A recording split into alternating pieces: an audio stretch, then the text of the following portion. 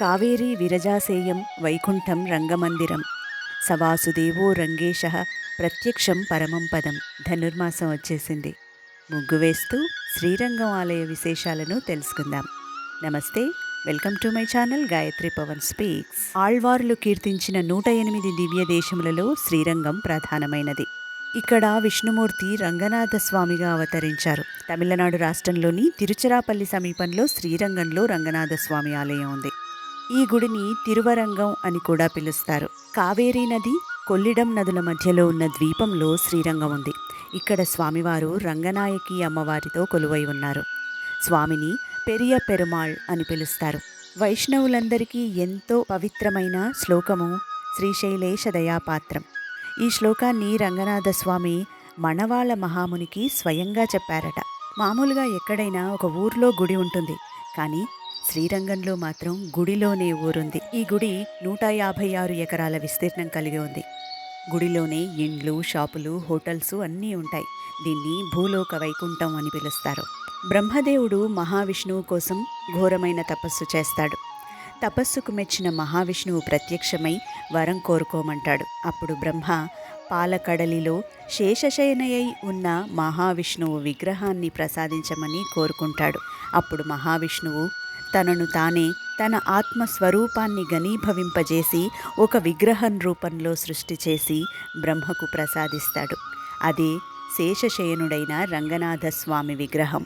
గర్భగుడికి సంబంధించిన ఆలయ విమాన గోపురంతో సహా బ్రహ్మదేవుడికి నిత్యపూజ నిమిత్తం అనుగ్రహించాడు మహావిష్ణువు. ఈ విగ్రహాన్ని వైకుంఠం నుంచి గరుక్మంతుడు స్వయంగా బ్రహ్మలోకానికి మోసుకొని వచ్చాడు. రంగనాథుడి సేనాధిపతి అయిన విశ్వక్సేనుల వారు ముందు దారి చూపుతూ నడిపించారు. సూర్యచంద్రాది దేవతలు వెంట నడిచారు. అప్సరసలు నృత్యం చేశారు. నారద తుంబురులు గానం చేస్తూ ఉండగా రుద్రాది దేవతలు జయ జయ ధ్వానాలు చేస్తూ పూలవర్షం కురిపించారు. బ్రహ్మదేవుడు బ్రహ్మలోకంలో శ్రీరంగ విమాన సహిత మూల విరాట్టును అక్కడ ప్రవహిస్తూ ఉన్న విరజానదీ తీరంలో ప్రతిష్ఠ చేశారు. మహావిష్ణువు ఆగమశాస్త్ర ప్రకారం ఖచ్చితంగా పూజించమని బ్రహ్మదేవుడిని ఆదేశించాడు. భవిష్యత్తులో భూలోకంలో 8 ప్రదేశాలలో తాను స్వయంభూగా వెలుస్తానని శ్రీ మహావిష్ణువు స్వయంగా పేర్కొన్నారు. అవి శ్రీరంగము, శ్రీమూష్ణము, వెంకటాద్రి, సాలిగ్రామము, నైమిషారణ్యము, తోటాద్రి, పుష్కరము, బదరీ క్షేత్రాలు. వీటిలో ప్రముఖమైనది మొదటిది శ్రీరంగ క్షేత్రము. బ్రహ్మలోకంలో బ్రహ్మదేవుడు రంగనాథ స్వామి పూజ నిమిత్తం సూర్యభగవాను నియమించారు. కొంతకాలం తర్వాత సూర్యభగవానుడు బ్రహ్మ అనుమతితో వైవస్వత మనువుకు ఈ విగ్రహాన్ని అనుగ్రహించాడు. ఈయన కొంతకాలం తర్వాత తన కుమారుడైన ఇక్ష్వాకుకు ఇచ్చాడు. ఇక్ష్వాకు మహారాజు సూర్యవంశీకుడు. అయోధ్యానగరాన్ని రాజధానిగా పాలించే మహారాజు. శ్రీరాముడి పూర్వీకుడు. తరతరాలుగా ఇక్ష్వాకు వంశీకులందరూ కులదేవతగా రంగనాథ స్వామిని పూజించేవారు. అయితే రాములవారి పట్టాభిషేకం తర్వాత విభీషణుడు శ్రీరామ వియోగాన్ని భరించలేక లంకకు మళ్ళీ వెళ్ళలేకపోయాడు. ఆ సమయంలో రామచంద్రుడు తన కుమారుగా రంగనాథుని విగ్రహాన్ని విభీషణునికి ప్రసాదించాడు. విభీషణుడు సంతుష్టుడై లంకకు పయనమయ్యాడు. లంకకు బయలుదేరిన విభీషణుడు శ్రీరంగనాథుడితో ఉభయ కావేరీ మధ్య భాగాన్ని చేరే సమయానికి సంధ్యాసమయం అయ్యింది.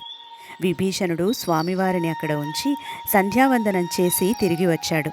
తిరిగి వచ్చిన విభీషణుడు శ్రీరంగనాథుడు ప్రణవాకార విమానంలో అక్కడే ప్రతిష్ఠితం కావడం చూసి విచారించాడు. శ్రీరంగనాథుడు విభీషణుణ్ణి ఊరడించాడు. ఇప్పటికీ ప్రతిరోజు అర్ధరాత్రి దాటిన తర్వాత విభీషణుడు ఆకాశ మార్గంలో శ్రీరంగం వచ్చి రంగనాథుణ్ణి అర్చిస్తాడట. మన దేశంలో కావేరీ నదీ తీరాన 3 ప్రసిద్ధ రంగనాథ ఆలయాలున్నాయి. అందులో మొదటిది ఆదిరంగడు, అంటే మైసూరు సమీపంలో శ్రీరంగపట్టణంలోని రంగనాథ స్వామి ఆలయం. రెండవది మధ్యరంగడు, శివసముద్రంలోని రంగనాథ స్వామి ఆలయం. మూడవది అంత్యరంగడు, శ్రీరంగంలోని రంగనాథ స్వామి ఆలయం. దశరథుడి కాలంలో ధర్మవర్మ అనే రాజు అయోధ్యకు వెళ్ళినప్పుడు అంతఃపురంలో పూజలందుకుంటున్న రంగనాథుణ్ణి చూసి మైమర్చిపోయాడు. తన రాజ్యంలో కూడా రంగనాథ స్వామిని ప్రతిష్ఠ చేశాడు. ఈయన చోళరాజులకు పూర్వీకుడు. కాలక్రమంలో కావేరీ నది వరదలలో ఇసుకతో ఈ ఆలయం కప్పబడింది.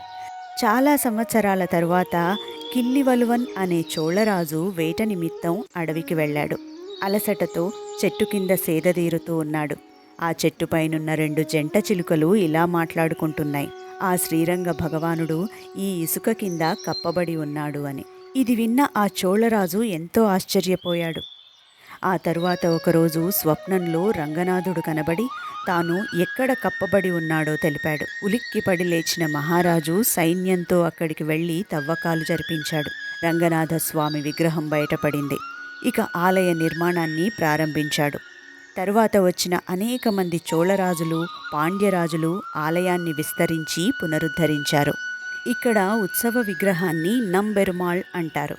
తురుష్కుల దాడి జరిగినప్పుడు పిళ్ళై లోకాచార్య అనే 100 సంవత్సరాల వృద్ధుడు అతి కష్టం మీద ఈ విగ్రహాన్ని కాపాడాడట.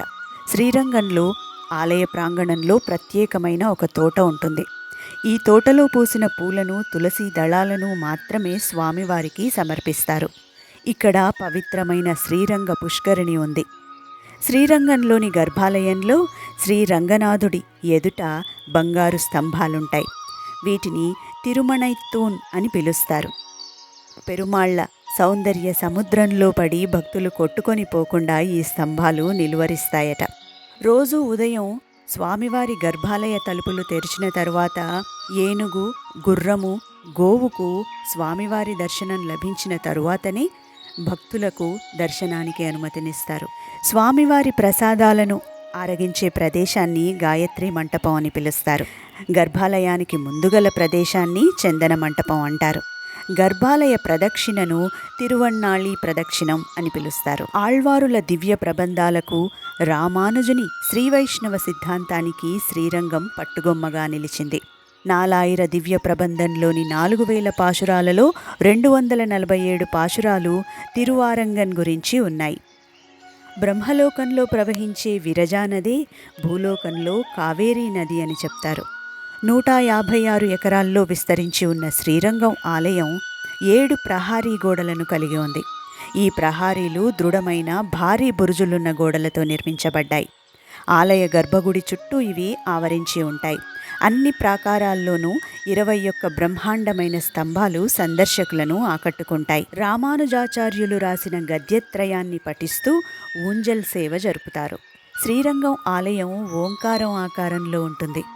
వాసుదేవుడు తన రంగంతో, అనుచరులతో, దేవతలతో కొలువై ఉన్న శ్రీరంగం ప్రత్యక్ష పరమపదం. ఇదే భూలోక వైకుంఠం.